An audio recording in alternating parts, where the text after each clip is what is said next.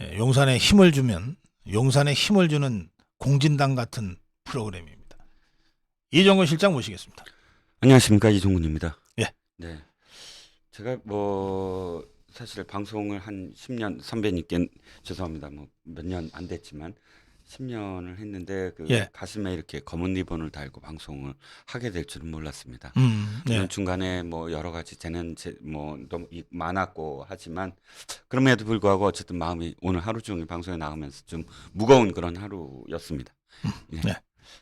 오늘 여러 가지 말씀을 드리고 싶지만 네. 그래도 이제 첫 번째로 제가 생각이 드는 건 지금 5개월 좀 넘었죠? 5개월 좀. 출범한 지 정부 네네. 출범한 지. 예. 5월 10일 날 시작이 됐으니까 네. 거의 뭐 6개월 가까이 지금 치닫고 있습니다. 많은 또 뭐 일들이 있었지만 대통령이 모든 것을 다 할 수는 없습니다. 하지만 그러나 대통령이 어떠한 일이 벌어졌을 때 거기에 대해서 어떻게 대처를 하고 국민들을 안심시키고 수습을 하느냐 이것도 사실 대통령에게 이렇게 거는 기대가 있지 않겠습니까? 워낙에 지금 재난이나 사고가 많았던 그런 그 역대 정권들이었기 때문에 근데 이번에 어쨌든 뭐 중간 중간 그 이 평입니다만 아직 뭐 다 끝나지 않았습니다만 윤 대통령의 그런 지난 주말 사고가 터지자마자 그 다음에 그 다음날까지 오늘까지 이어진 행보는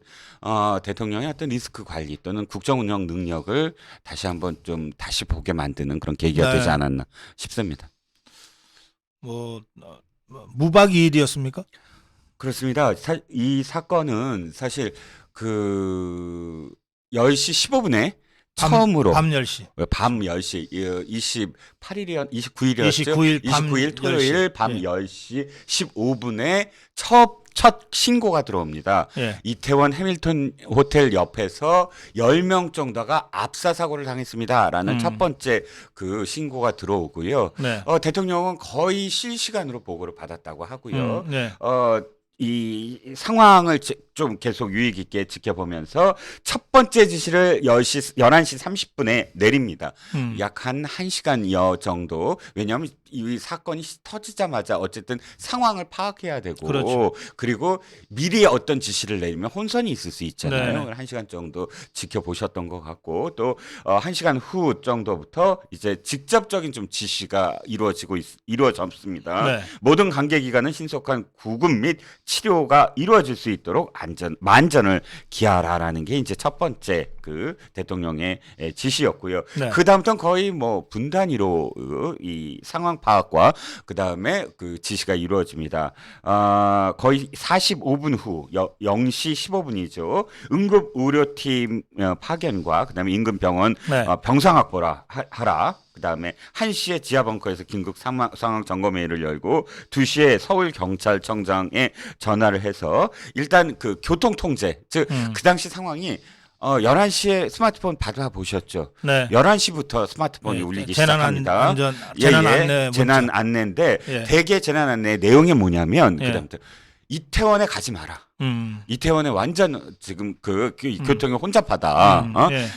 지금 사고가 났으므로 지금 그 구급차에 길을 열어줘야 된다. 뭐 네. 이런 내용으로 나옵니다. 2시 정도까지도 사실 처음에 구급대원이 들어가기도 참 힘들었지 않습니까? 네. 그리고 다시 구해서 병원으로 이송하는 작업도 되게 힘들었던 것 같아요. 그래서 2시에 사고 현장에 이제 통제하라. 그리고 교통을 통제하라라는 지시를 네. 내리고 2시 40분 40분 후죠. 거의 40분 단위로 이루어집니다. 거의 3, 40분 단위로 2시 40분에 광화문 앞에 정부 종합청사로 나와서 네. 이제 그 재난대책본부 회의를 엽니다. 본부장을 한덕수 총리로 해서 이제 주재를 하고요. 9시 50분에 그 대통령실 1층에서 취임 후 첫 대국민 담화를 열고 네. 국가애도기간과 관련된 내용을 발표를 합니다. 그리고 다시 10분 후 이태원 현장을 직접 찾고요. 네. 다음날 오전 9시 30분에 합동 분향 그러니까 오늘 헌화 묵념을 하는 것으로 전체적으로 큰 일정만 제가 말씀을 드린 거고요. 네. 이렇게 있다 보니까 거의 뭐 무박이죠. 첫 번째 날은 밤새 그 이 상황을 점검하고 지시를 네. 내린 것으로 보입니다. 대통령이 거의 무박 2일 동안 이 이태원 참사를 직접 대응하고 지휘를 했기 때문에 네. 대통령실도 저는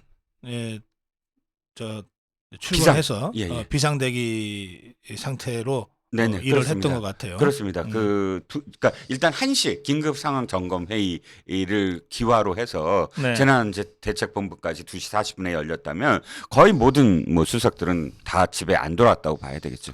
그리고 그 대통령이 무시로 네.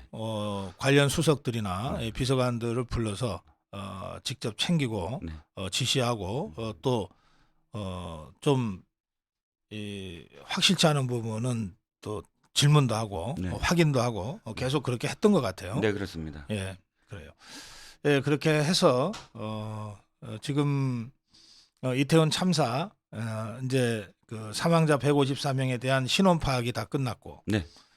예, 그다음에 부상자들에 대한 이 병원 치료가 지금 어쨌든 할 수 있는 모든 걸 다 하고 있는 상태고, 그렇습니다. 그리고 외국 국적의 사망자 네. 26명과 그 국적지 예. 이 국가에 대한 외교부 차원의 대응이 있고 네. 이런 식으로 지금 이제 진행이 되고 있습니다. 네. 네. 그리고 용산구가 특별재난 지역으로 선포가 바로 되고요. 선포가 됐고 네. 그에 따라서 보상 및 이 정부 지원이 신속하게 이루어지고 있고 그리고 5일까지 어제부터 5일까지 국가 애도 기간으로 선포가 됐고 그래서 모든 이 정부 부처와 공무원들, 이 간부급 공무원들은 검은 리본 검은 폐용하고, 폐용하고 예. 그리고 조기를 걸고 네네. 지금 이런 식으로 좀 가고 있습니다. 네, 그렇습니다. 전체적으로 이제 조금 전에 우리 이종구 실장 그 윤석열 대통령의 위기관리 리더십이 빛을 발했다. 네. 이런 평가를 하신 거죠? 그렇습니다. 네. 사실 그 야당도 지금 적극 협조하겠다라고 나서게 된 배경이 네. 대통령이 그립감이 아니 뭐 시쳇말이긴 하지만 이 전체 상황을 잡고 네, 장악하는. 장악하고 거기에 대해서 기민하게 대처를 하고 네. 그럼에 따라서 사실은 물론 지금 나중에 또 말씀을 드리겠지만 온갖 유언비어들이 이전처럼 기승을 초기에 못 부리는 그런 상황이 된 것이 바로 네. 정부가 모든 상황을 관리하고 통제하고 있다라는 믿음을 보여줬거든요. 그렇기 예. 때문에 야당도 사실 적극적으로 협조하겠다라는 반응이 나올 수밖에 없는 상황이 된 것이죠. 그래요. 그 유언비어 중에 네. 그 윤석열 대통령이 3시간 동안 뭐 보고를 안 받고 뭐 마치 딴짓을 한 것처럼 했던 유언비어가 있었죠. 극악해요. 사실 이건 너무 극악합니다. 그러니까 네. 웬만하면은 좀 이렇게 그 속도감 있게 이게 전파가 되는데 네. 이건 초기에 나왔다가 네. 거의 짓밟혀진 사실 설이에요. 왜냐하면 대통령의 그 이 행적은 이번에 너무 낱낱이 공개가 됐거든요. 네. 그리고 제가 지금 말씀드린 것도 네. 사실 초기에 이미 이 기자들에게 알려진 상황이고 네. 그것들이 하나씩 또 크로스 체크가 된 상황이기 때문에 네. 실시간 부채설이 초반에 나왔습니다. 바로 나왔어요. 거의 뭐 제가 기억하기에는 28일 자정 뭐 29일 새벽녘부터 그것이 돌기 시작했는데 지금은 뭐 별로 그렇게 돌지 않습니다. 지금은 딴 게 돌고 그러면 있죠. 예. 그러니까 가장 먼저 나온 게 3시간 네네. 그 3시간 부재설인데 부채설이 제일 먼저 나왔습니다. 그거 그 유언비어 그야말로 허위 날조 거짓말 네네. 유언비어인데 이거 처음에 누군가가 전파를 하지 않았겠어요? 당연히. 그거 수사하면은 잡을 수는 있나요? 그렇죠. 그러니까 이거죠. 충분히 가능합니다. 왜냐하면 SNS에 퍼날라지지만 요즘은 다 그게 제일 원소스가 누구냐라는 것과 그 IP 추적하면 다 그렇죠. 확인이 되죠. 커뮤니티도 사실 그 협조를 요구하고 그 커뮤니티 포털에 그 다음에 거기에 누구를 특정할 수가 있어요. 네. 그러니까 충분히 가려지죠. 알겠습니다. 이 경찰과 검찰이 좀 이 사고가 이제 수습이 되고 네. 또 국가애도 기간이 지난 후 사실은 뭐 저는 지금부터 수사기관 본연의 그 임무를 지금도 하고 있어야 된다고 생각하거든요. 아, 그렇습니다. 그건 예. 굉장히 필요하죠. 왜냐하면 네. 이런 국가적 재난에 가장 위험한 게 가짜 뉴스예요. 유언비어죠. 예, 유언비어. 그 유언비어가 왜 위험하냐면 국가적 재난은 사실상 국가와 그러니까 정부와 국민들이 신뢰감 있게 연결이 돼야 네. 빨리 극복이 되면서 네. 그 다음에 대비를 할 수가 있거든요. 네, 네. 그런데 유언비어는 그것을 금이 가게 하고 신뢰도를 낮추는 역할을 해요. 그러면 이 사태를 수습하는데 가장 큰 장애요인이 됩니다. 그렇기 때문에 이 정보를 사실상 공개를 계속 국민들에게 그러니까 사실에 입각한 정보를 제공을 해야 되고 네네. 전체적으로 유언비어를 통제하고 관리를 해야 되거든요. 그러면 이건 이거 무슨 뭐 다른 어떤 정치적 목적이 아니라 가장 중요하게 함께 해야 할 그런 네. 이 프로세스죠. 뭐 유언비어나 음모론 얘기가 나왔으니까 그 얘기를 좀 바로 좀 더 네네. 해보죠. 그렇습니다. 그 이번 이태원 참사 관련해서 그 남영이라는 자가 이게 뭐 노이즈 마케팅을 의도했다면은 노이즈 마케팅은 제대로 된 것 같아요. 그렇죠. 예. 예, 가장 유명하게 지금 됐습니다. 네. 뭐 이 청와대 탓이다. 청와대 이전 때문에 네. 대통령실을 그러니까 용산의 경비병력을 네. 계속 빼느라고 네. 원래 용산구가 같이 이태원이 속해 있는데 네. 이태원을 경비하지 못했다. 그러므로 대통령이 퇴진해야 된다. 이런 논리로 지금 예. 청와대 이전으로 인한 도대체, 경비병 예. 이런 식으로 지금 논리를 이 폈죠. 남영이라는 자가 도대체 어떤 자입니까? 지금 예. 더불어민주당의 민주연구원 부원장입니까? 예, 이번에 임명이 됐죠. 이번에 그러면 그러니까. 이제 그 뭐 하여튼 그 당직자네요. 그렇습니다. 예. 네네. 그리고요. 예. 당시자고 인천에서 윤상현과 맞붙어서 네. 윤상현한테 패배한 네. 그런 그 이력을 갖고 있고 아직 뭐 금배지는 한 번도 못 땄고요. 네. 지난번에 이재명 캠프에서 맹활약을 했죠. 이경 대변인과 남영희 대변인. 아, 그래요? 예. 대변인도 했습니까? 아마 제 기억엔 그럴 겁니다. 이자 지금 댓글에는 송영길의 처제라고 많은 분들이 지금 올리는데요. 예. 아니요. 확인되지는 않고 아니요. 있고요. 저는 그렇지 않은 걸로 알고 있고요. 그래요? 네. 예.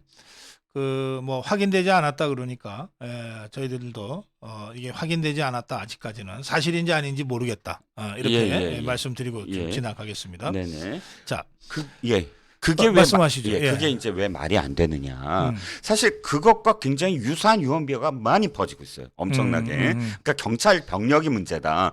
그게 이제 이 핵심이에요. 남영이가 지적한 그러니까 남영이가 그게 주장한 거 이제 허위사실 유언비어가. 파생돼서 별의별 버전으로 지금 다 예. 파장이 커지고 있습니다. 네. 자, 일단 남영희의 그 이야기만 제가 반박을 하면 사실 이게 말이 안 되는 게 대통령실의 경호는 아예 따로 부대가 있어요. 경찰 저기가 있죠. 그 병력이 있죠. 그러니까 경찰 101 경비단인가요? 네. 거기서 아예 전담을 하고 있기 때문에 용산을 마크할 경찰을 따로 그렇게 빼낼 이유가 하나도 없는 것이고요. 네.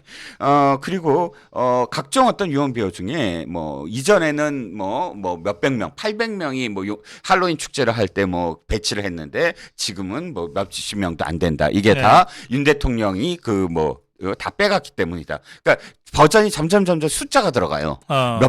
예전에는 몇백 명이 됐다. 몇백 명이 됐다. 근데 이게 다 가짜 뉴스입니다. 왜냐하면 예전에 800명이라는 숫자가 있긴 있었어요. 할로윈을 중심으로 해서 800명을 투입을 했다. 그런데 이 800명은 이태원만이 아니라 홍대를 중심으로 홍대도 있고 할로윈으로 유명했던 지역들을 다 합쳐서 경찰을 이렇게 배치한 숫자가 그렇더라고요. 그러니까 이 800명이라는 숫자도 올바른 게 아니고요. 또 예전에 많이 투입했다 하지만 이 정부에서 투입한 것만 기록을 봤더니 2017년도에 90명, 2018년도에 38명, 2019년도에 39명.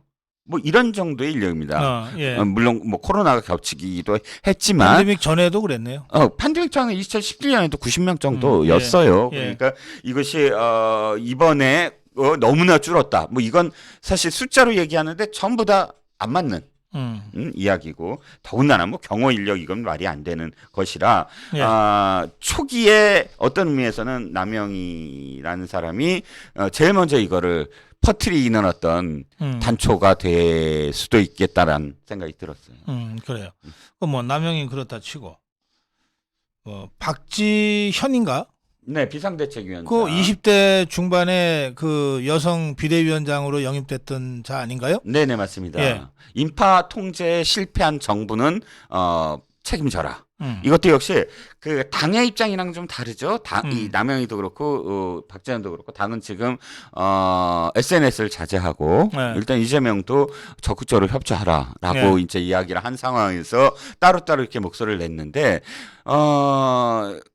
어떤 의미에서는 또 뭐랄까 이게 히트앤드런일까요? 뭐 그렇다고 이렇게 낸다고 해서 당이 지금 제재를 가겠습니까? 뭘 하겠습니까?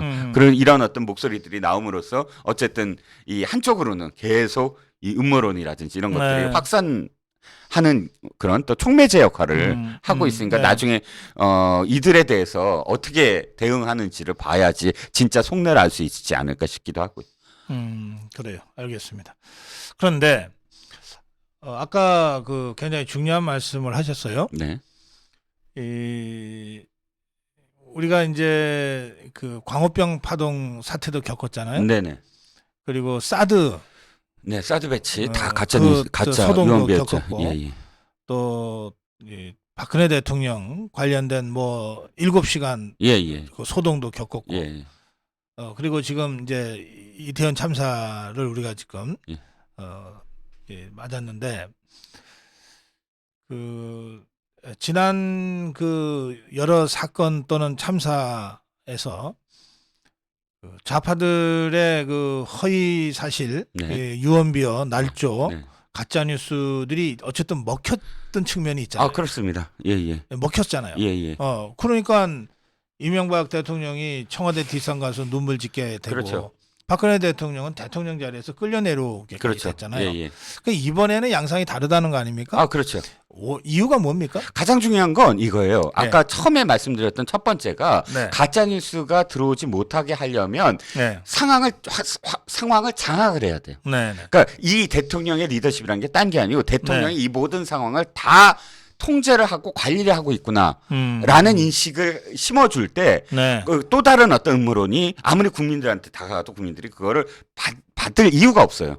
일단 네. 신뢰도가 높으니까. 그러면 네네. 정부의 어떤 신뢰도를 높이면서 네. 장악을 하고 있다라는 자신감을 보이면서 이 정보들을 통제를 하는. 그러니까 이 서너 가지의 어떤 상황 속에서 일단 윤 대통령의 이번 대응은 아주 낱낱이 장악을 하고 있다라는 그런 이 믿음을 줬다는 거예요. 네. 그럼 어떤 음모론이 나와도 사실상 거기에 대해서 파고들 여지가 딴 때보다는 훨씬 적었다는 거죠. 그럼 결국 핵심은 대통령 리더십에. 저는 대통령 리더십이 가장 크다고 봐요. 이명박 대통령이 처음에 최소한 당당하게 나섰다면 계속 흔들렸잖아요.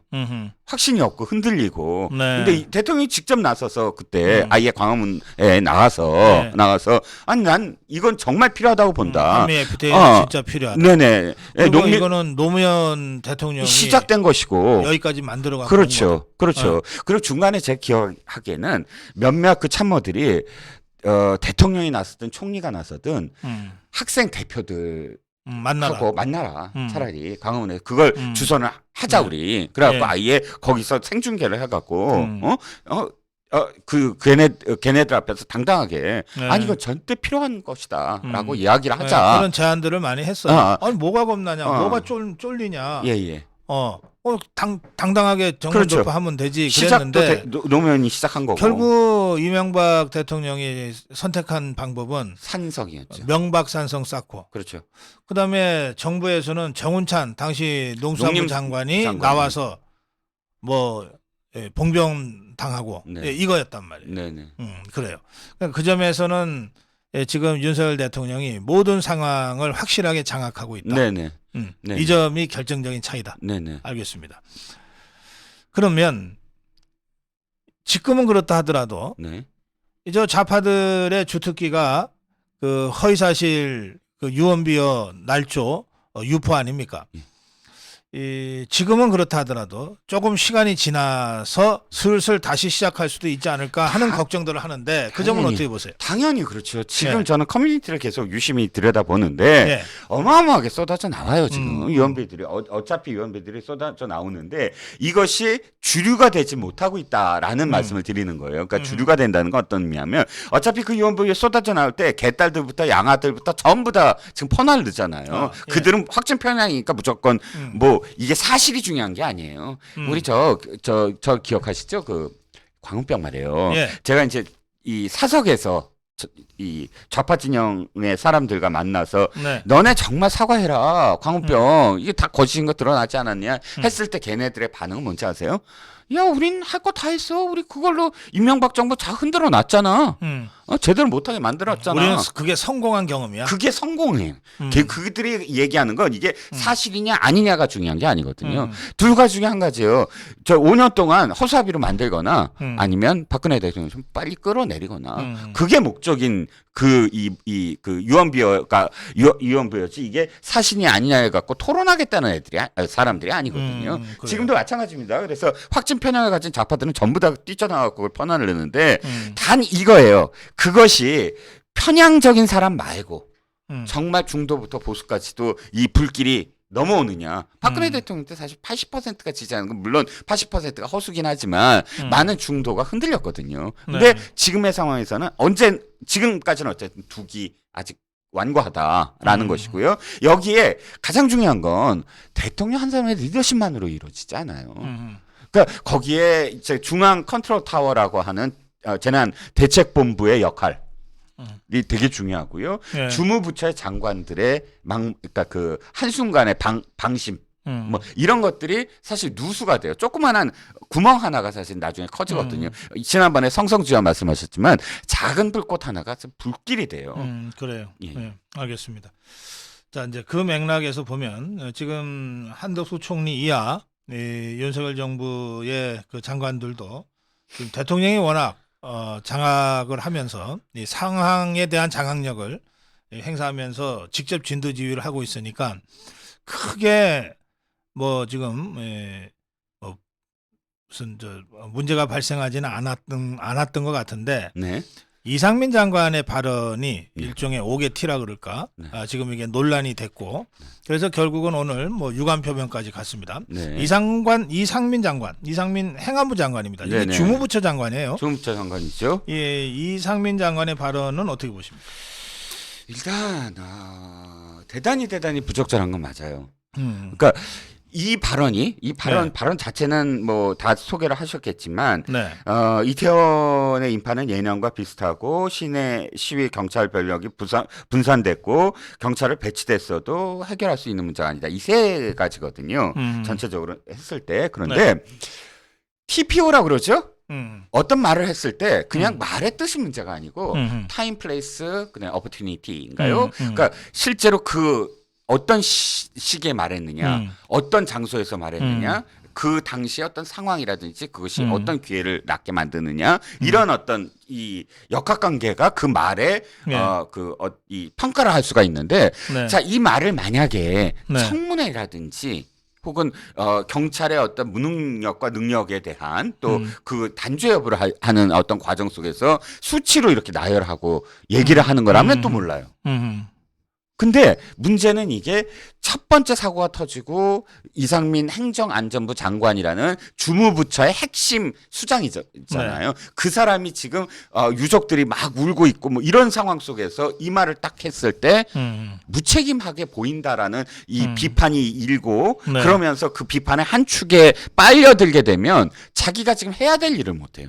해명하느라고 당장 오늘 유감 표명하고 이게 지금 행안부 장관이 제일 일을 많이 해야 되는 상황이거든요. 네. 근데 그 말 한마디가 이 갈등 요인이 돼서 낭비가 되잖아요. 시간도 낭비가 되고 그리고 전체적으로 공격의 빌미만이 아니라 이 장악을 못한다. 장관은 장관대로 장악을 해야 되는데. 그래요. 그러니까 아주 부적절했다는 거죠. 그래요. 그 왜 그랬을까요? 지나치게 정무적 감각이 없는 거예요. 정무적 감각이 없다. 예. 우선- 상황에 대한 판단. 지금 이 상황에 대한 예. 판단이죠. 어. 자기 자리가 어떠한 지금 말을 해야 되는지 음. 자기가 사실이라고 생각하고 다 얘기하는 게 장관이 아니잖아요. 장관은 뭐죠? 정무직이잖아요. 네. 국가의 운영과 대통령을 보위하는 자리란 말이에요. 음. 그럼 대통령이 나서서 지금 이 재난을 어떻게 수습하려고 하는데 거기에 누가 되면 안 되잖아요. 그것이 사실이건 진실이건 간에. 근데 이 사람은 지금 아마 보고를 받았을 거예요. 네. 예년에 몇 명이 왔고 몇 명이 왔고 어떻게 대처를 했고 이번에 정보 보고가 어떻게 들어왔고 당연히 그 보고를 받고 그 보고에 따라 그러니까 자기가 보고받은 거 그 이 데이터에 따라서 아마 이런 식으로 얘기를 했을 거예요. 아까 제가 말씀드렸잖아요. 2017년에 현도에 90명 뭐 투입했다 몇 명 투입했다 이 기록을 갖고 만약에 얘기하면 이런 식으로 얘기할 수도 있죠. 네. 근데 장관은 그러면 안 되죠. 국민한테 지금 얘기해야 되는 장관의 일성이 네. 사실이라고 막 얘기하면서 작년에 몇 명이 하고 이렇게 얘기하면 이건 진짜 정무적인 감각이 없는 거죠. 알겠습니다. 그 이상민을 파면하라. 이게 유승민의 주장입니다. 나는 정말 귀를 다시 의심을 했어요. 네. 아니 야당에서조차 지금 이 추모의 시간이다. 네. 라는 공감대를 형성을 하고 있는데 이상민 장관과 관련해서 가장 극악하게 지금 표현한 사람이 유승민이에요. 그렇죠? 어떤 사람도 파면하라라고 표현하진 않았어요. 예. 이 장관을 적시를 하면서 네. 부적절하다, 해명하라. 아마 야당에서도 계속 그 정도의 수위였을 거예요. 파면이란 말을 그렇게 쉽게 지금 이야기할 수 없는 어쨌든 지금 전쟁이 벌어진 거나 마찬가지는 그거 수습을 해야 되는 네. 장군이잖아요. 근데 네. 지금 당장 파면하라고? 네. 이건 지금 피하 구분 정도가 아니라 이 사람은 이 정도를 벗어난 정도가 아니고 이 가장 정말 최악의 지금 상황 판단과 최악의 포지셔닝을 하고 있다라고 얘기할 수밖에 없죠. 그 유승민이 말이죠. 제가 유승민의 발언을 뭐 여러분들은 유승민이라는 이름도 듣기 싫어하실 것 같긴 한데 그러나 듣기 싫다고 해서 우리가 눈 감고 있을 수는 없어요. 불편한 진실도 직면할 용기가 있어야 되거든요. 지금 고성국 TV에서라도 이상민 장관 논평을 안 해주시면 안 되냐 이런 댓글도 있는데 여러분들의 그런 충정을 제가 몰라서가 아니라 불편한 진실일수록 직면해야 돼요. 응시해야 되고 그리고 정면으로 돌파하고 넘어서야 됩니다. 피해간다고 해서 좌파들이 봐줍니까? 자, 이 유승민의 얘기 한 번 더 해보죠. 이게 말이에요. 지금 주장은 파면하라, 이상민을 파면하라 이렇게 되어 있지만 실제로 그 공격의 그 타겟은 이상민이 아니라 윤석열 대통령입니다. 우선 사퇴하라면은 이상민 장관한테 하는 요구죠. 본인이 사퇴 결심을 하라는 거니까. 네. 그게 아니고 파면하라라고 하는 것은 대통령대로 파면하라는 그렇죠. 거예요. 예. 그러니까 이거는 유승민이는 이상민을 타겟으로 하는 게 아닙니다. 윤석열 대통령을 타겟으로 하는 겁니다. 네. 그러니까 워딩이 어떻게 나오냐 하면 국가는 왜 존재하냐? 정부가 했어야 될 일이다. 이렇게 나오는 거예요. 국가가 왜 존재하냐? 정부가 했어야 되는데 제대로 안 됐다. 이거는 윤석열 대통령한테 대한 공격입니다. 네. 자, 그래서 유승민이의 이런 발언을 듣기 싫으니까 아예 언급도 하지 마세요. 이럴 문제가 아니고 유승민이가 지금 누구를 공격하고 있는가? 그리고 그자는 어떤 이 그림을 그리면서 이 공격을 하고 있는가? 이 점을 정확하게 우리가 이해를 해야 그 대처를 할 수 있거든요. 실제로 제가 최근에 만난 몇 분들은 이런 걱정하세요. 뭐 못 믿을 조사라고 하지만 어쨌든 유승민이가 선두를 달리고 당 있다. 대표로 어쨌든 지지율이 꽤 나온단 말이에요. 네. 1등이든 아니든 지지율이 꽤 나온단 말이에요. 그런데 말도 안 되잖아요. 유승민이가 지금 당을 다시 장악한다는 건. 그렇죠. 그런데 유승민을 제압할 마땅한 우리가 믿을 만한 대표감이 그럼 있냐? 안철수냐? 김기현이냐? 권성동이냐? 이게 다 아닌 것 같거든요. 그러니까 야 이거 이러다가 진짜 유승민이한테 당 뺏기는 것 아니야? 네. 라고 하는 걱정을 하시기까지에 이르렀어요. 그래서 듣기 싫다고 꼴 보기 싫다고 그 사람 말도 하지 마라. 이럴 문제가 아니라는 거예요. 네. 그러다가 당 뺏기고 나서 어떻게 하시려고? 나 이준석이한테 당 뺏겼던 적이 있잖아요. 그럼 이준석이가 그 이준석이 개인의 힘이겠어요? 다 뒤에 유승민인 세력, 김무성인 세력, 김종인이 세력이 똘똘 뭉쳐서 이준석이를 당대표로 세우고서 당권 탈취하려고 한 거 아닙니까?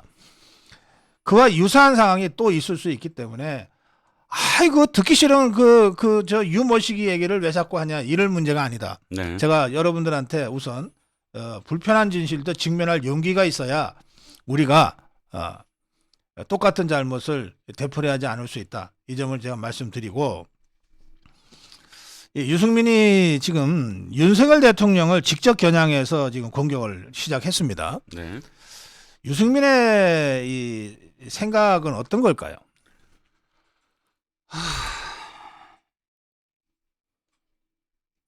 일단 패턴이 다 저는 그냥 똑같아요. 박근혜 대통령 끌어내리고 박근혜 대통령한테 왜 당시에 증세 없는 복지는 없다. 네. 허구다라는 네. 반박을 하면서 네. 그 이후의 행보를 보면 박근혜 대통령을 탄핵하는데 가장 앞장서는 포지셔닝을 하잖아요. 네. 그리고 자신이 뭐 대통령 선거에 나오고 결국 그런 패턴이 계속 이어지면서 당이 이렇게 망해갔지만 지금도 어떤 의미에서는 똑같은 그런 이자의 그 네. 행적 그대로 또 이어지는 것이 아닐까. 그러면 후에 아마도 지금 176명의 민주당이 벌써부터 김용민 같은 자가 퇴진 운운하면서 나서지 않겠습니까? 그러면 거기에 손잡을 수 있는 또 플러스 1이 될 확률도 크고요. 저는 이제 이 유승민이한테 당권을 뺏기지 않기 위해서 이게 탈취당할 수 있습니다. 탈취당할 수 있다고 당권을 두 가지를 해야 된다고 생각합니다. 네. 첫째, 역선택을 원천적으로 방지할 수 있는 당헌 개정이 필요합니다. 저는 70대 30 당원과 국민 여론 70대 30 이 룰을 당원 100%로 고쳐야 된다고 생각해요. 뭐 30을 20으로 줄이고 10으로 줄이고 뭐 더불어민주당도 90대 10이라는 동 이런 헛소리들 하지 말고 당원 대의원 100%로 당대표 선출하는 걸로 전당대회 룰을 고쳐야 된다고 생각합니다. 이게 원칙에 맞아요. 원칙에 맞습니다. 그다음에 두 번째는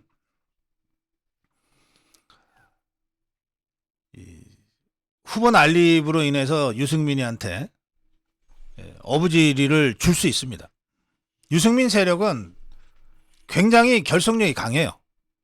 왜냐하면 집단적으로 배신했던 자들이고 집단적으로 다시 이 당에 돌아와서 또 집단적으로 지그들 후보 유이동이 내세워서 17표나 원내대표 선거 때 그 힘을 보여준 세력입니다.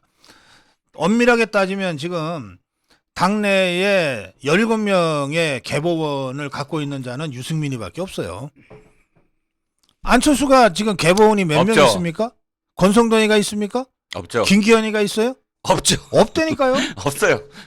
이게 현실적으로 경적 필패입니다. 적을 가볍게 생각하면 진다고.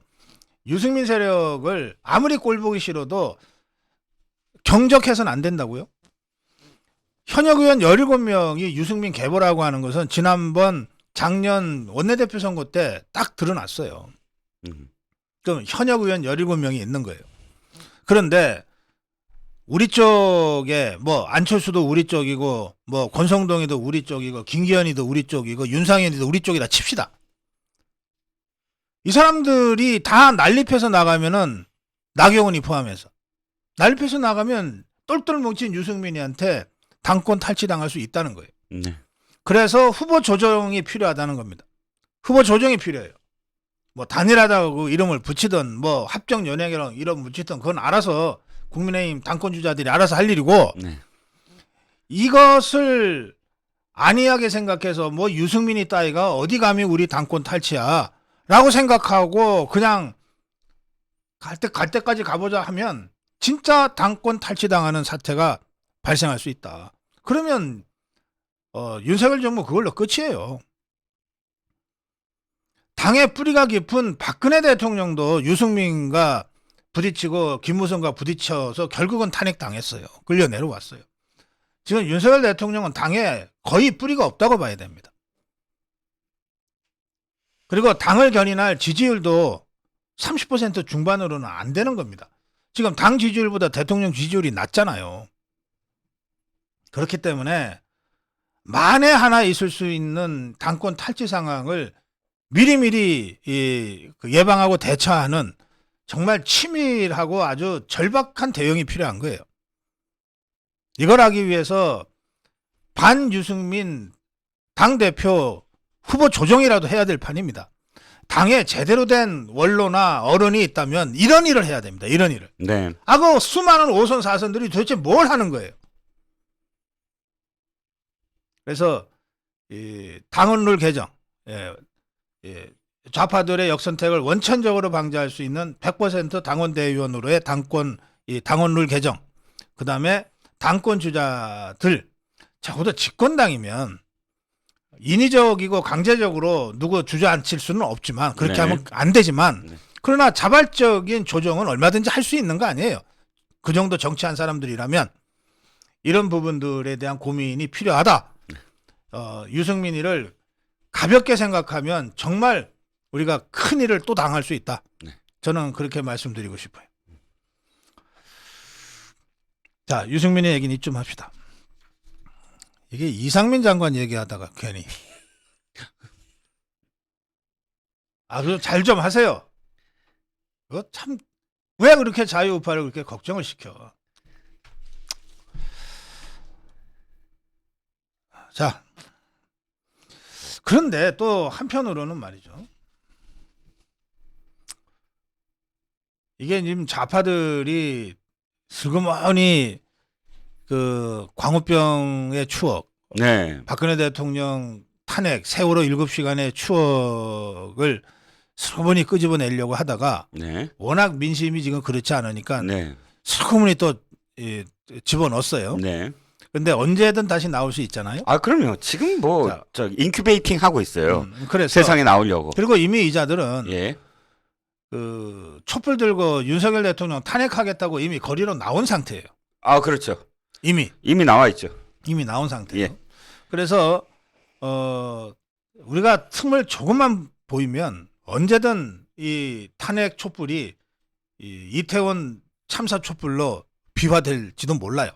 그래서 각별히 정말 우리가 조심하고 신중하고 빈틈없이 대처를 잘 해야 됩니다.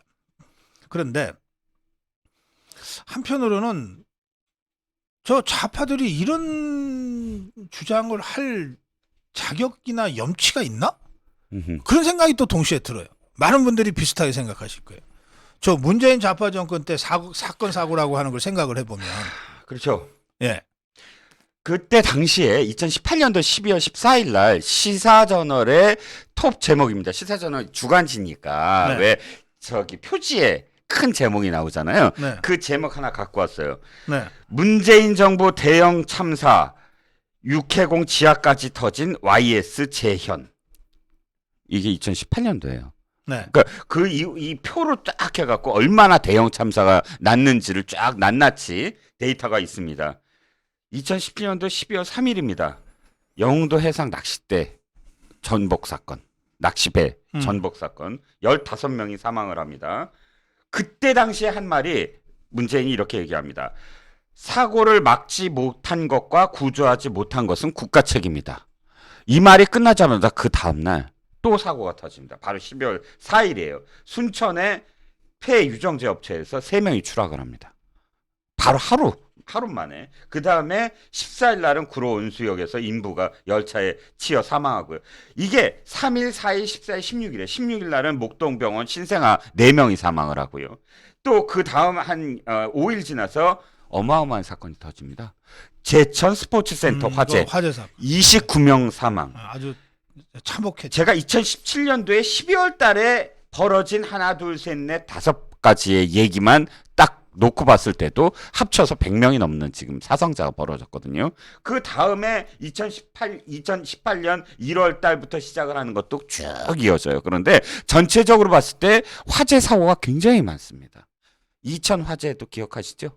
네. 이천 화재도 있고요. 네. 제천 스포츠 그 화재도 이재명이 있고요. 먹방했던. 그렇죠. 또 예. 고시원 화재도 있습니다. 음.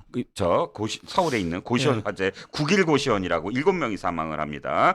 세종병원에도 화재가 일어나서 70명이 사망을 합니다. 이렇게 낱낱이 합쳐서 얘기하면 수백 명이에요. 그런데 이 사고 때마다 사실상 계속 지지율은 떨어졌었어요. 엄청나게 떨어졌었고 그때마다 대형 참사 어디까지 갈 것인가라는 분석 기사가 계속 나오고 문재인의 약속은 지켜지지 않았다라는 제목의 기사도 나옵니다. 네. 문재인 공약으로 안전한 나라를 만들겠다라는 공약. 그런데 이들은 지금 첫 번째 사고잖아요. 지금 재난. 거기에 완전히 뭐 벌써부터 퇴진을 외치는 그런 상황이 됐다는 겁니다. 그래요. 뭐 이 좌파 정권이 이랬으니까 뭐 하고 뭐 그렇죠. 그런 차원으로 차원은 접근할 아닙니다. 일은 아니고 네네.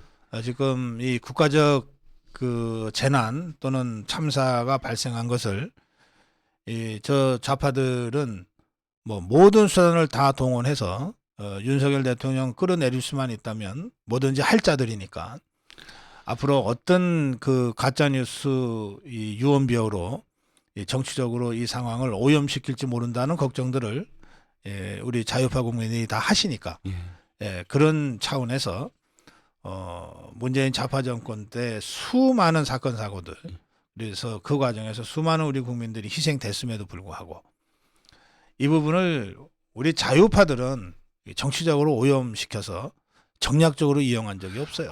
그러게요. 제가 지금 숨도 못 쉬고 기다렸습니다. 박사님 말씀 끝나기. 왜냐하면 이 말씀을 드리려고요. 이렇게 제가 갖고 온 모든 사건들 속에서 우파는 한 번도 퇴진이라고 얘기한 적은 없어요. 제대로 해라. 국민들 살려라. 안전한 나라를 만들어라. 이렇게 외친 적은 있어도 탄핵 퇴진을 그렇게 함부로 외치지 않았다고요. 이 자들은 지금 외치고 있다는 거죠. 이것이 좌파 우파의 저는 차이라고 봅니다. 알겠습니다. 자. 이제 이재명 얘기 잠깐 좀 하고 넘어가시죠. 이재명이가 또 뭐 울었습니까? 저는 여기에 대해서 비판을 하려고 제가 이거 갖고 온 건 아닙니다. 왜냐하면 지금 이 재난 사고에 대해서 첫 번째 당 대표로서 지금 논평을 하면서 철저하게 이제 모든 것을 제쳐두고 협력하라라는 말을 하면서 유가족들에 대한 얘기를 하면서 울컥울컥 했습니다. 그래서 그런 어떤 상황에 대해서 어찌됐든 간에 그런 어떤 태도를 보인 것을 폄하하고 싶지는 않습니다. 하지만 그럼에도 불구하고 이재명의 제가 이걸 굳이 갖고 온 것은 이렇게 눈물이 계속 이렇게 비춰가면서 이 눈물이 진정성이 있으려면 끝까지 이 태도를 지켜라. 그래야 이 눈물이 의미가 있다. 그런데 지금까지 경선 과정, 대선 과정에서 눈물을 보이면서 그 다음에 바로 자신의 그런 생각과 태도를 바꾸는 것이 비일비재해왔기 때문에 이번에는 이 태도를 지키라는 의미에서 이번에는 진짜 눈물이기를 바라는 마음으로 갖고 왔지 이 눈물을 폄하하려고 갖고 온 건 아닙니다. 이번에는 진짜 눈물이기를 바란다. 그런데 지금 수사 진행 상황을 보면 지금 이재명이가 뭐 이제 곧 수사를 받지 않을 수 없는 상황까지 가고 있는 것 같지 않아요? 네, 그렇습니다. 지금 문제가 이제 심각한 게 이거죠. 이 사람이 사실 말할 때마다 그 말이 부메랑이 되거나 혹은 발목이 덧치돼요. 유동규가 처음에 폭로를 했을 때 폭로한 다음 날 이재명이 고장난 레코드처럼 계속 되풀이되는 말을 그날도 합니다. 뭐라고 하냐면 나무기 우리 미국에서 돌아오자마자 나에 대해서 뭐라고 그랬냐? XX 같은 뭐 공산당 같다 뭐 하면서 돈을 다 뺏어갔다. 이렇게 욕을 하지 않았느냐? 남욱의 말이 사실 아니냐? 그런 사람이 어떻게 그런 자들이 나한테 정치 자금 될 리가 있냐 이렇게 얘기를 하잖아요. 유착 관계는커녕 그 자들이 나를 원수로 알았다. 네. 이게 이재명이가 하고 싶었던 말이죠. 바로 그 남욱이 음. 사실은 지금 진실을 밝히고 있다는 겁니다. 음. 그러니까 남욱이 이거예요. 정영학이라는 사람 기억하시죠? 워낙 인물들이 많아갖고 어쨌든 정영학 회계사라고 회계사. 그 천화동인 6호, 이 남욱은 5호 아마 그럴 겁니다. 주인들이. 근데 대장동 특혜는 누가 줬고 누가 받았나 이 재판이 열리고 있는데 남욱이 계속 정영학한테 직접 나서서 추궁을 합니다. 너 그때 들었지? 우리 셋이서 한 말, 김만배가 한 말 들었지? 그리고 이재명이 측이 바로 그 돈의 주인이다. 라는 뉘앙스의 그 말을 계속 지금 추궁을 하면서 그래요. 그 예. 답변을 지금 들으려고 하거든요. 이 과정은 뭐냐면 남욱이 이미 이 대장동의 주인을 밝히려고 결심을 했다라는 겁니다. 아, 그래요. 예, 예. 그 대장동의 주인과 관련해서는 김만배가 네. 이제 그분 이라고 말을 것, 했고요. 천화동인 1호 예. 가 700억 예. 그것의 절반이 그분 거다 이 말을 했다가 예. 뒤집었죠. 예, 예. 김만배가 예, 예. 사건 초기에. 예, 예. 그러니까 그 대장동 천화동인 누구 거냐 이 질문을 이제 우리가 다시 해야 되는 거죠. 그렇죠. 천화동인 1호는 누구 것입니까? 그렇죠. 이 재판 과정에서 또 남욱이 정영하고 추궁하면서 새롭게 한 말이 있어요. 예. 자, 김만배가 나랑 하는 얘기 너 옆에서 들었잖니 하면서 김만배가 나한테 한 말 뭐라고 그러냐면 저 남욱은 25%만 가져라. 예. 어? 자기는 16%밖에 없다. 16.5%. 16.5%밖에 없다. 아, 12.5%. 나머지는 예. 이재명 측 것이다. 이렇게 얘기한 거 들었지 않느냐. 근데 정영학은 계속 나는 기억이 안 난다로 빠져나가고 있어요. 그러니까 정영학은 사실 이 녹취록을 공개한 사람입니다. 네. 검찰에. 그래서 정영학은 구속이 안 됐죠. 네. 안 된 상태로 있는데 당연히 이 상황에서 남욱은 너는 왜 그 자료를 안 넘겼니 얘기해요. 아하. 그 녹취가 분명히 있을 텐데 너는 그런 내용들을 계속 그런 내용은 빼고 검찰에 지금 녹취록을 넘겼다. 근데 이재명 관련 부분은 교묘하게 빼서 다 뺐다. 편집했다라고 남욱이가 정영학이를 추궁한 거군요. 그렇죠. 예. 그런 얘기를 듣지 않았느냐. 근데 왜 그건 검찰에 얘기하지 않았느냐를 아마 추격해서 지금 묻는 만약에 거죠. 정영학이가 남욱이나 유동규의 추궁 끝에 이게 자기한테 불리하거나 이재명이한테 불리한 부분은 교묘하게 편집해서 빼고 네. 나머지 네. 이를 제 녹취록을 제출하고 그 대가로 불구속으로 지금 나와 나와 있는 있다면 상황이군요. 그렇다면 그 사람 다시 감옥 갈 수밖에 없겠는데 어... 지금 검찰을 완전히 속여버린 거 아니에요. 물론 문재인 검찰이었으니까 알고서도 쏘아줬을 수도 있겠죠. 그렇죠. 문제는 이미 뭐 박사님도 너무 유명하니까 잘 아시겠지만 죄수의 딜레마는 한쪽이 무너지면 다 무너지게 돼 있잖아요. 그렇죠. 다 지금 둘이 무너진 게 보이잖아요. 유동규하고 남욱이는 억울하겠지. 예. 저 정영학이 저거는 왜? 지는 바깥에서 활보하고 있고. 그 녹취록 때문에 자기들은 감옥 갔는데. 그렇죠. 라고 생각할 수 있거든요. 그렇죠. 그리고 지는 그 녹취록 불리한 부분 다 기억이 나는데 그건 제외했다. 그럼 하나씩 그거 까자는 거예요. 왜냐면 정황이 다 있으니까 이 사람들한테. 예. 그게 유동규가 한 말이에요. 아니 다 속일 수는 있어도 흔적은 못 속인다. 왜냐하면 흔적은 발자취니까 발로 하나씩 밟은 건데 그 흔적을 어떻게 지우겠냐라고 한국일보한테 얘기하거든요. 아니, 진짜 도둑놈은 지 발바닥 흔적도 지우긴 하더만요. 아니 뒤로 뒤로 신발을 거꾸로 신고 뭐 그런 얘기는 있었습니다. 예. 그래서 이 진행되는 과정을 보면 전방위로 지금 압력이 들어가고 있어요. 또 한 가지가 뭐냐면 이 성남 FC를 갖고 계속 그러잖아요. 이재명은 네. 아니 그건 후원금이다. 아까 이 프로 구단에 후원금 네. 아니냐. 남욱이가 5억 원을 또 줬더만요. 이거 몰랐어요. 남욱이 5억 원을 줬다는 건 이건 또 큰일이, 그러니까 전혀 네. 다른 일인 게 남욱은 지금 저기잖아요. 이 원래 이게 위례 신도시 때문에 줬다는 건데. 그렇죠. 예. 그러니까 이 구악이에요. 이재명이 늘 구악이라고 얘기했던 위례 신도시 이전부터 이 성남시 일대에서 이 부동산 시행을 하려고 호시탐탐했던 물이에요. 남욱은. 예. 그 이대호 시장부터 작업을 했던 사람이거든요. 그래요. 예. 근데 위례 신도시를 대가성으로 해서 5억을 성남 FC에 줬다는 거예요. 그럼 나머지도 다 빼박이지. 그게 지금 뭐 검찰이 지금 그런데 계속 추궁하고 있고요. 지금 이제 이 대장동 그분 부분도 그렇고 보면 검찰이 다 수사했던 거잖아요. 아, 그렇죠. 예. 그때 당시에 뭐 그게 정권 바뀌기 전에 검찰 그리고 지금 윤석열 정부 들어와서 검찰 이 검사들은 다 똑같을 텐데 어떻게 이렇게 다르죠? 일단 검사 동일체라 일단 위가 어떻게 하느냐에 따라서도 다른 거겠지만 그럼에도 불구하고 당시에 문재인 정부의 검사들도 네. 아예 그 밑에 검사들은 반기를 들었어요 계속 부부장 검사 이하는 그래갖고 기억하시잖아요. 너 왜 그거 수사 안 하냐 그러고 그래, 막 그 예. 했던 게 한두 군데에서 터진 게 아니고요. 예. 특히 이번에 이정수 검사장 아까 중앙지검장 아마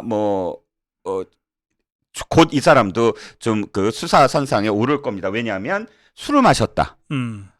유동규를 빼내려고. 그러니까 아마도 이거 김용이 한 말인데 유동규가 딴만 먹지 않게 하려고 계속 그 안심시켜주는 말을 한 것 같아요.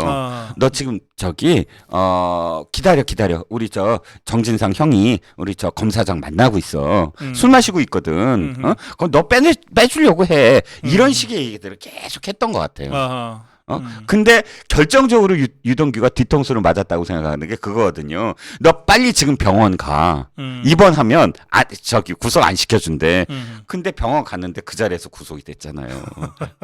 이정수가 아마 그거 지시를 내렸는데 아마 그래. 부부장 검사 이하 검사들이 안 들어줬는지 모르지만 아니 중앙지검장이 말이죠.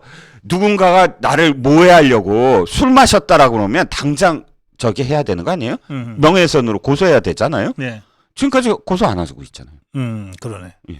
알겠습니다. 자, 뭐 이재명이는 문재인 정권의 검찰에 의해서는 비호를 받았을 수도 있고 꼬리 자르기가 가능했지만 윤석열 정부의 검찰에서는 그게 안 통할 것 같습니다.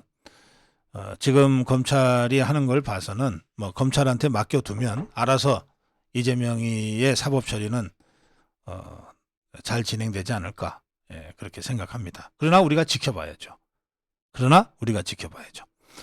자, 그건 그렇고 마지막 주제입니다. 비질런트 스톰 한미 공군 연합훈련이 오늘 시작됐죠. 네, 그렇습니다. 네. 그 한미 연합 훈련이 이 네 가지가 있는데요. 네. 지금 이 비질런트 에이스는 사실상 공군입니다. 음, 이게 북한이 가장 사실 겁을 먹고 있는 게 이 영공 제패거든요. 네. 영공은 완전히 제압해버리면 두 가지가 있어요. 해상을 봉쇄하는 것과 영공을 완전히 제압을 하는 것과 네. 이 두 가지인데 이 비질런트 에이스를 가장 두려워할 수밖에 없어요. 왜냐하면 그때도 제가 여기서 말씀을 드렸지만 지금 북한은 이 경제력 때문에 네. 그러니까 그 공군력에 대해서는 어떻게 이 증강을 하지 못하는 어떤 상황이거든요. 아, 그래요? 예, 구식인데 아니 비행기 띄웠다가 몇 대는 뭐 추락했다면서. 그렇죠. 추락도 하고 그 이 탈북민 그 공군 출신들이 그렇게 얘기를 하는 거예요.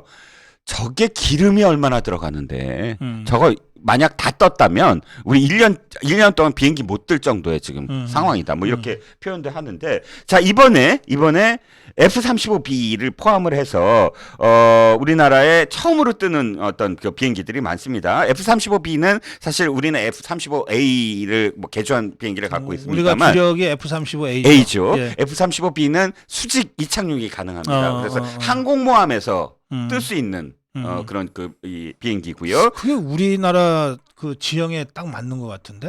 우리가 F-35 산악지대가 많아가지고. 그렇죠. 육지에서. 근데 이제 우리가 경항공모함 뭐 그걸 추진하면서 F-35B를 지금 이 개량을 하겠다 뭐 이렇게 얘기가 나오고 있지만 어쨌든 예. 실질적으로 우리가 항공모함이 그게, 없기 때문에 F-35B가 그 스텔스기죠?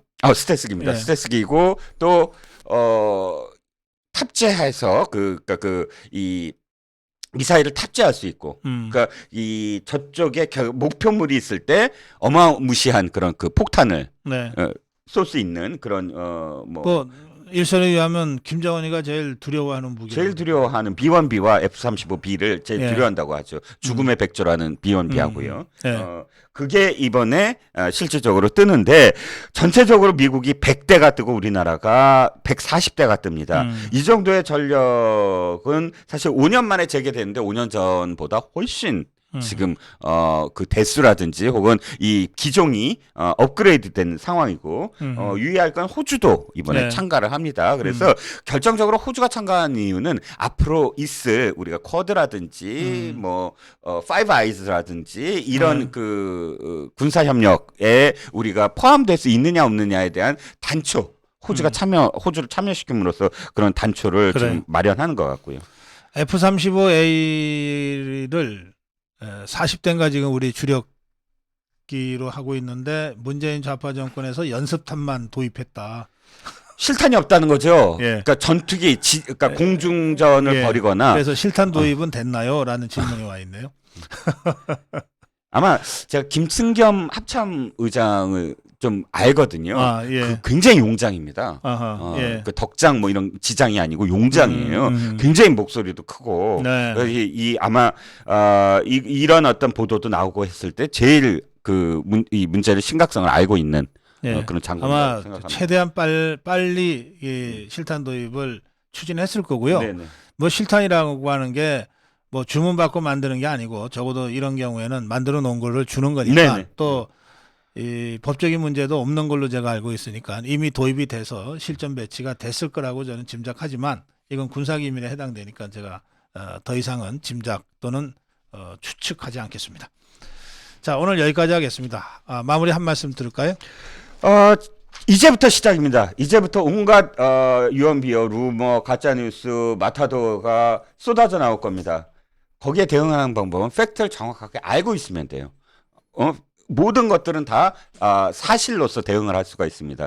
고성욱 TV를 늘 시청해 주시고 고성욱 박사님이 하나하나 대응을 해 주실 겁니다. 그거를 늘 무기처럼 장착하고 계시고 그래서 실제로 오프라인에서의 그런 어떤 설전이나 혹은 온라인에서의 대응, 댓글 대응 이런 것들을 기민하게 하시길 바랍니다. 아니 왜 웃으시죠? 저는 심각하게 지금 말씀을 드렸는데.